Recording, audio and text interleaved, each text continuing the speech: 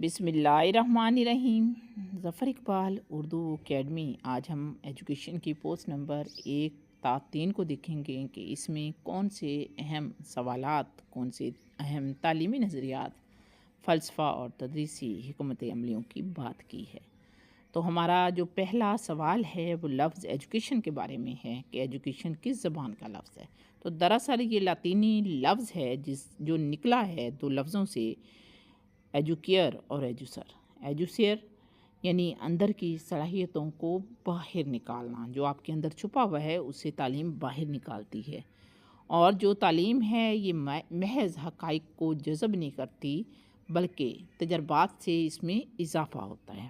اگر بات کریں حقیقی مقصد تعلیم کی تو مہارتوں، عادات اور علم کا حصول جو ہے یہ تعلیم کے حقیقی مقصد ہیں۔ اگلا سوال ہے کہ یونیسکو کا نعرہ کیا ہے؟ یونیسکو کا نعرہ ہے تعلیم سب کے لیے۔ جدید دور کا اہم ترین عنصر کیا ہے کہ معاشرے کے افراد کے اندر تنقیدی سوچ جو ہے اسے پروان چڑھایا جائے۔ مقاصد تعلیم کا تعین جو ہے وہ معاشرہ کرتا ہے، یعنی سماجی ذمہ داری ہے۔ معاشرہ یہ بتاتا ہے کہ کن مقاصد پر تعلیم کی عمارت کو استوار کیا جائے۔ ہربرٹ اسپنر جو کہتے ہیں کہ تعلیم زندگی کی تیاری کا نام ہے، جبکہ جان ڈیوی کہتے ہیں کہ تعلیم خود زندگی ہے، نہ کہ زندگی کی تیاری۔ اگر بات کریں تعلیم کے بنیادی مقصد کی تو تعلیم کا بنیادی مقصد ہے کہ انفرادی و سماجی نشوونما کا کام کرتا ہے، یعنی نہ صرف اکیلا فرد بلکہ پورے معاشرے کی نشوونما میں تعلیم اہم کردار ادا کرتی ہے۔ مقاصد کا ماخذ انسانی تجربات جو ہیں ان سے معاشرہ مقاصد نکالتا ہے۔ ارسطو جو ہیں وہ حقیقت پسند فلسفہ کے بانی ہیں۔ اگر ان کے مشہور اقوال کی بات کریں تو وہ کہتے ہیں کہ صحت مند جسم میں صحت مند ذہن ہوتا ہے، یعنی a sound body has a sound mind۔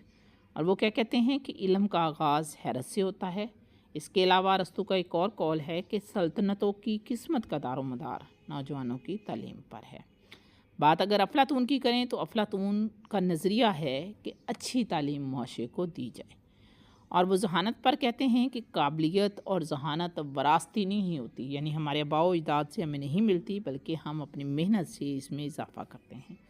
سقراط جو ہیں وہ منطق اور استدلال یعنی سوال و جواب کے طریقے کے ذریعے سچائی پر پہنچنے کی بات کرتے ہیں، اور ان کی تقاریر کا مجموعہ ایک کتاب کی صورت میں شائع ہوا ہے جس کا نام ہے اپالوجی۔ جان ڈیوی کے نظریات کی بات کہیں تو جان ڈیوی تجرباتی اور عملی تعلیم کا بانی ہے، اور یہ عمل کے ذریعے سیکھنے کی بات کرتے ہیں، یعنی learning to do by doing. تعلیم کے نفسیاتی اور سماجی پہلو پر زور دیتے ہیں کہ نہ صرف سنگل انسان جو ہے اس کی تعلیم بہتری کرے بلکہ اس کو معاشرے میں رہت بہت کا طریقہ بھی سکھائے۔ وہ کہتے ہیں کہ اسکول ایک سماجی ادارہ ہے، اور اسکولوں میں جمہوریت کا تصور ہو، یعنی تمام بچوں پر ایک جیسے نظریات اور ایک جیسا طریقہ کار لگایا جائے۔ روسو جو ہے وہ فطرت پسندی کا بانی ہے، یعنی وہ کائنات یا فطرت میں تعلیم کو تلاش کرتا ہے، اور اپنے تعلیمی نظریات کو انہوں نے اپنے ناول ایمائل میں پیش کیا ہے۔ کارل مارکس فری ایجوکیشن کا نظریہ دیتے ہیں کہ سب کو فری تعلیم ملنی چاہیے۔ والٹ ورف جو کہتے ہیں وہ کہتے ہیں کہ تعلیم جو ہے دل، ہاتھ اور ذہن کی نشوونما کا نام ہے، یعنی 3H کی بات کرتے ہیں کہ ہارٹ، ہینڈ اینڈ ہیڈ جو ہے اگر وہ نشوونما پا گئے تو مکمل انسانی نشوونما ہو گئی۔ پڑھانے کی اگر بات کریں تو پڑھانا آرٹ ہے، ایک فن ہے۔ فلپڈ لرننگ کہ بچوں کو روایتی تدریس کے برعکس ویڈیو سے پڑھانا یا درمیان میں فلپڈ کر کے کسی اور طرف لے جانا۔ دلچسپ حکمت عملی جو ہیں وہ گروپ بنا کر ریاضی حل کرنا، کہانی سنانا یا ناول پر کلاس میں ڈسکشن کرنا۔ اگر روایتی تدریس کی بات کریں تو روایتی لیکچر دینا اور معمولی سوال و جواب کرنا جو ہے یہ روایتی تدریس میں آتے ہیں۔ واضح ہے کہ پڑھانا ایک آرٹ ہے، اور کچھ لوگ اسے سائنس اور آرٹ دونوں مانتے ہیں۔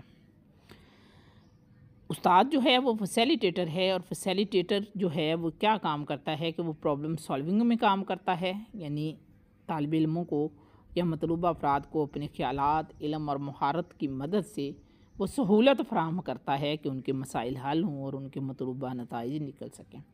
برین سٹارمنگ کرتا ہے، یعنی بچوں کے اندر تخلیقی صلاحیتوں کو اجاگر کرتا ہے، اور ایجوکیشنل کانفرنس کرتا ہے، یعنی سمپوزیم کے ذریعے تبادلہ خیال کرواتا ہے۔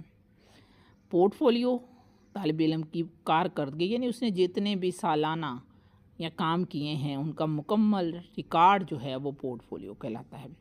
کیس اسٹڈی، یعنی طالب علم کی انتہائی خصوصی اور تفصیلی ریکارڈ، اس کے بچپن سے لے کر اب تک جو نشو و نما اس نے کی ہے اس کا تفصیلی مطالعہ جو ہے وہ کیس اسٹڈی کہلاتا ہے۔ پوسٹیریئر نالج، یعنی جو تجربہ یا علم تجربے کے بعد حاصل ہو، بعد از تجربہ علم، وہ علم جو خالصتاً تجربات اور مشاہدات کے بعد حاصل ہوتا ہے وہ پوسٹیریئر نالج کہلاتا ہے۔